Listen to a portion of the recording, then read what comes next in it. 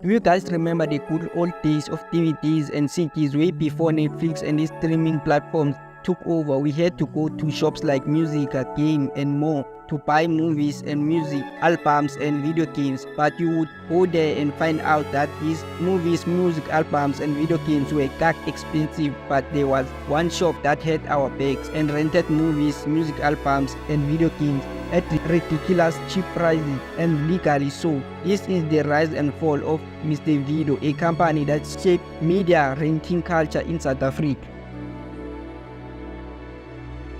Mr. Video was launched in March 1994 in Claremont, Cape Town by Mr. Peter Scott, the company's executive chairman. It rapidly became the fastest growing video rental group, and Peter Scott, the founder, ideas would forever change and revolutionize the business. The company would go further, having more than 200 outlets nationwide, including Namibia. The company had headquarters in 25 Elsbury, RD, Belleville, Western Cape, 7530 South Africa. Their website was www.mrvideo.co.za. At one point in time, the company was valued at $5 million, about 90 million rand in today's world to live in.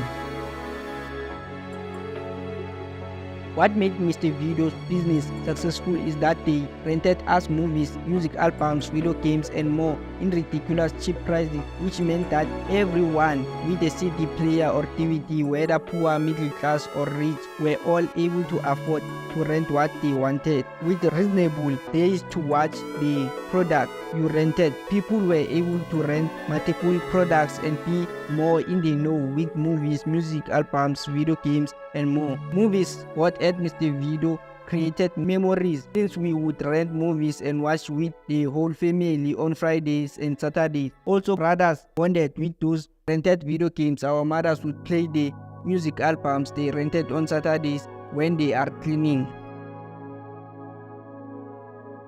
For me, going to Mr. Video was more like going to a candy shop, seeing all the video games there. I played a lot of PS2 games and other video games because of Mr. Video. As a country, we used to rent movies at Mr. Video and actually return them. That's how trustworthy South Africans once were, and stuff we rented went back in the same condition they were rented in. It's funny how Mr. Video employees took your address without any proof. They just trusted you were a decent human being and were actually decent. We bought the stuff we rented on the agreed time frame before 10 a.m. We respected the agreement and we did it on time. If you brought back the CD or other stuff you rented late, they would not penalize you too much. You would pay like 10 rands. When you got there after hours, you would throw the movies, music, games in the pigeonhole. You also did not need to stand in a queue to return the stuff. You would just throw in the pigeonhole. Mr. Video really made our childhoods and we thank them for that. And with that said, we say thank you. What was hitting Mr. Video? Some people would use hardware such as VRCs and copy and sell the copies of the movies and music albums they rented from Mr. Video. That's how the street piracy began. It would get worse when foreigners started selling pirated movies on the street in large volumes and over-saturating the industry. That did not hurt Mr. Video much, as a big blow was done on 24 June 2008 when Nu Metro and copyright holders sued and lost a court application against Mr. Video for infringing copyright laws. Basically, Mr. Video was renting out movies that Nu Metro had exclusive rights for, e.g. movies from 20th Century Fox Film Corporation, Disney Enterprises, Warner Bros. Entertainment and Video Vision Entertainment. Basically, the big companies. Mr. Video argued that the copies should not be handed over because they were original DVDs and not infringing copies. The DVDs were manufactured in the United States with the consent of the copyright owners, they said, but Judge Justice Burton Fourie found that Nu Metro was entitled to delivering of the DVDs in order to safeguard the rights and interests of the copyright holders and the exclusive license. The judge also said that Mr. Video was aware as early as May 2006 that its conduct was unlawful. He said that Mr. Video wanted to delay the matters in order to maximize profits The judge would order that Mr. Video pay the cost of the proceedings. And that's how Mr. Video lost the case and lost a lot of money in the business. But Mr. Video did not want to accept defeat. Their chief operating officer, Andre Krobler, would say that we conceded to the interdict, but the battle is not over yet.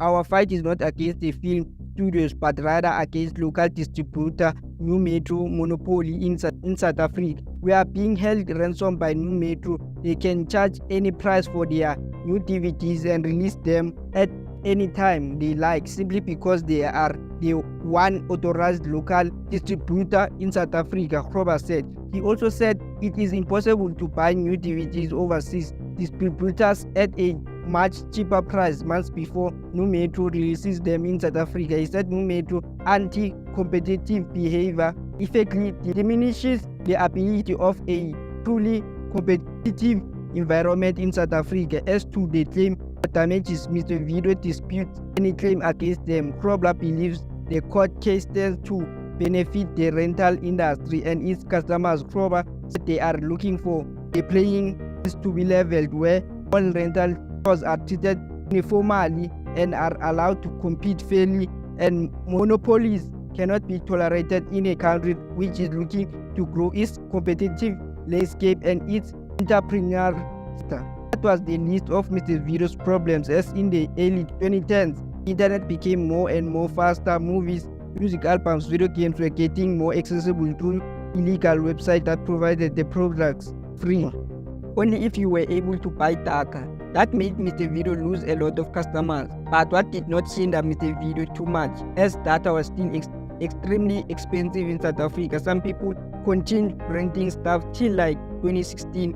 As on 21 April 2016, Business Tech wrote an article saying cities are still a thing in South Africa, as cities accounted for 39.5% of overall turnover at music, followed by DVDs at 23.5%, gaming 18.8%, and technology 18.2%.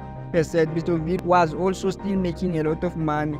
Also, around 2018, things started changing as data got less expensive in South Africa. Unlimited Wi-Fi started being a thing, also fiber, so people found it more easier to download illegal movies, music, games on illegal websites and sit at home and enjoy instead of going to Mr. Video. Mr. Video started losing more and more customers. I did not mention this area, but the TV box office would take a large share of the market as they were cheaper and customers had to pay for the movies on their phone and did not have to go to a store buy a movie. You would save your time and money to go to Mr. Video. Also, the rise of streaming platforms killed Mr. Video. You were now able to stream your favorite movies, series, and dramas all in the comfort of your home. You had Netflix, Hulu, Amazon Prime Video, and many more.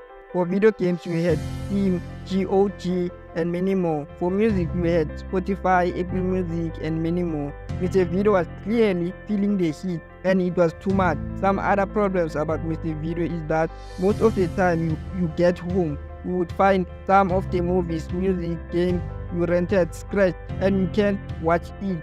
Then you must explain why the DVD won't work when taking it back to Mr. Video shop. Other things are increasing cost, non-availability of latest titles, limited Blu-ray selections, inconvenience of hiring, selecting, and many more that increase the problems of Mr. Video. To go deep more into trouble, COVID-19 put a nail in the coffin of Mr. Video in 2020 when on 23 March 2020, President Ramaphosa announced a national lockdown that commenced on 27 March 2020. While the country was closed and people were at home, many businesses suffered. Many lost a lot of money. Mr. Video was no exception. They lost a lot of money and profit. Lockdown carried through multiple phases of lockdown until Mr. Video would not survive lockdown, as multiple of their stores would close down and cease operation. Guys, the video went through multiple phases from VHS to DVDs. That was great time. Guys, don't cry, Mr. Video closed. Happy we experienced one. I'm out, people. See you guys on the next video. I'll have to love and leave you guys. Adios.